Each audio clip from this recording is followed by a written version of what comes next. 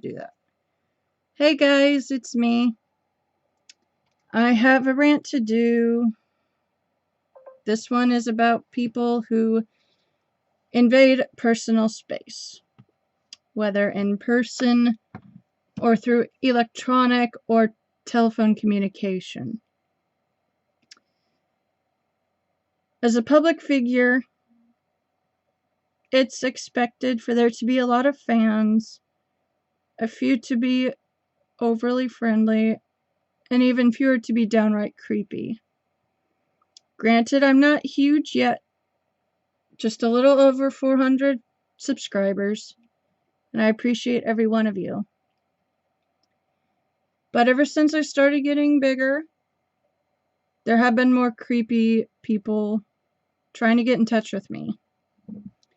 You guys saw the video where I filmed the tail end of a conversation between myself and this creepy Indian or Jamaican sounding guy who claimed he got my number from YouTube.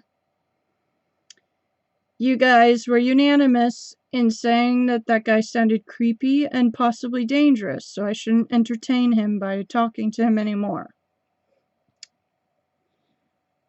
And I took your unanimity in that as a sign that, hey, maybe I've developed too thick of a skin and I need to shed a few layers. And so I blocked his number, so he cannot call or text me on my phone anymore.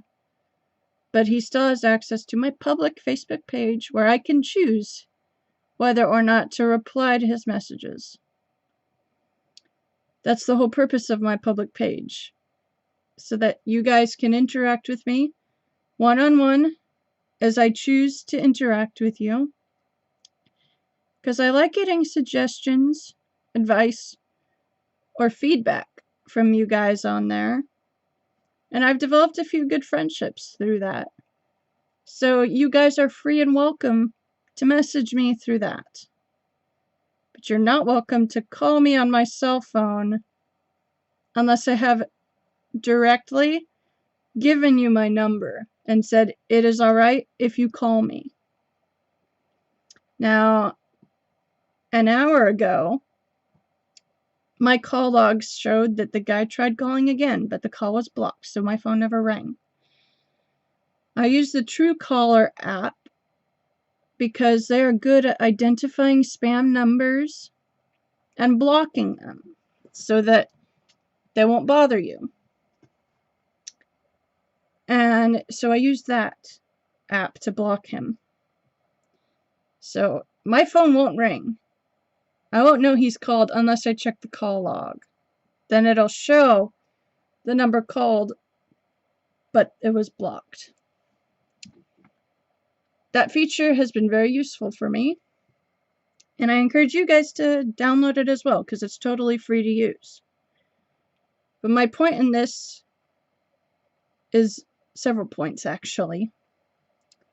One, if you follow someone who's a public figure on social media and you've seen all or most or even many of their posts, whether they be personal videos, text posts, or pictures or whatnot, you may feel like you know them on a personal level, but you really don't.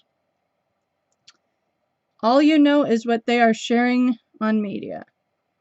There are some people who are much more open about everything, and then there are those who are very private and don't give out much information about themselves.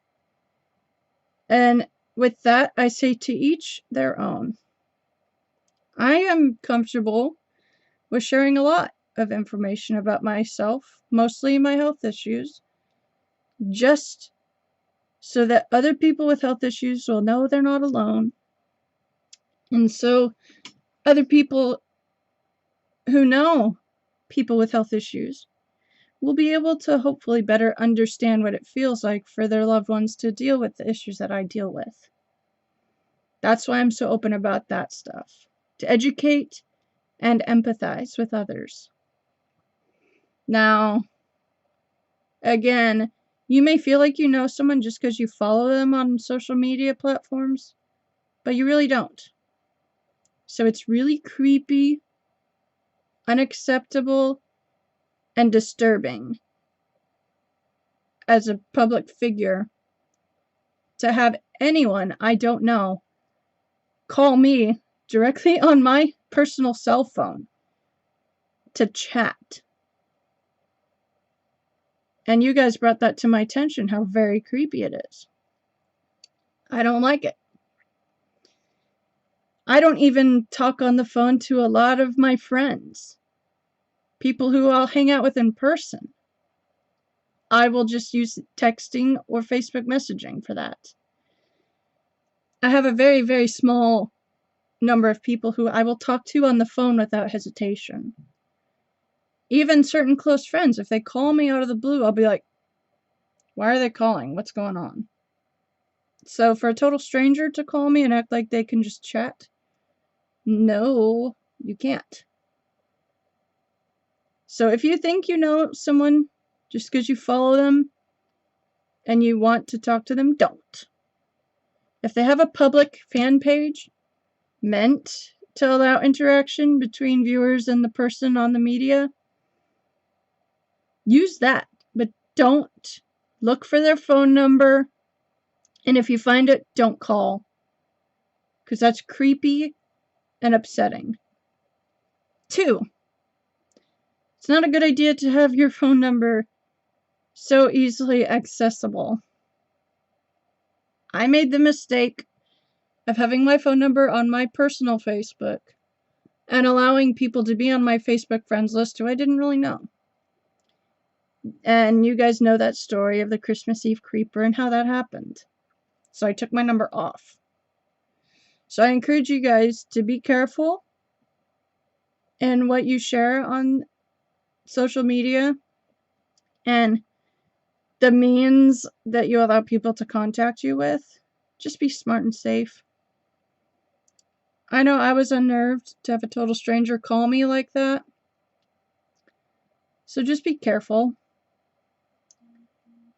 And also, if in person you see someone who you follow on social media, it's okay to walk up to them and just say, hi, I watch your stuff, you're cool, you know, or even ask for an autograph, but it depends on the place where you run into them.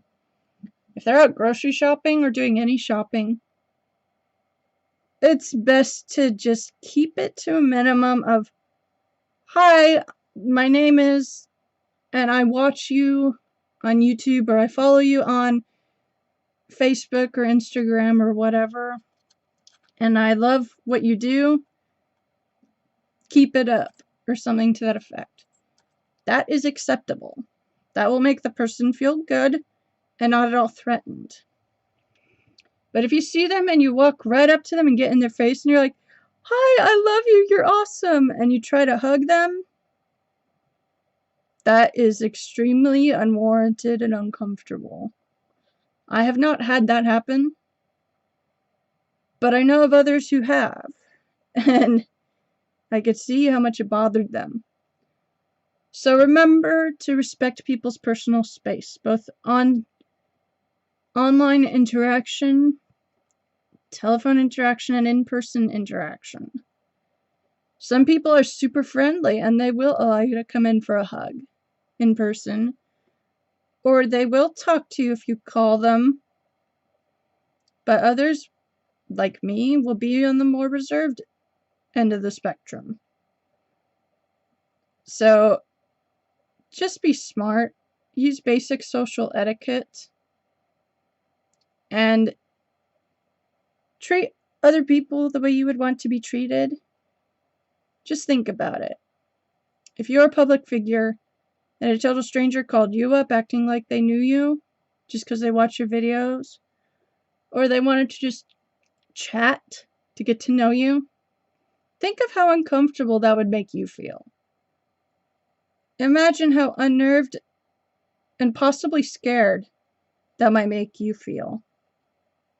Or if you were out and about and someone saw you, ran up to you, and tried to hug you, and you never saw them ever before that, just imagine how awkward that would make you feel. And then act in a way that would make you feel comfortable if someone else did that to you. That's the end of my rant. I hope you guys found this relatable or at least entertaining. Again, I thank you guys sincerely for drawing to my attention how creepy and possibly dangerous it was that guy called me and was acting like he knew me. With me messing with scammers so much, I have developed a thicker skin. So I've learned to tolerate stuff that most people wouldn't.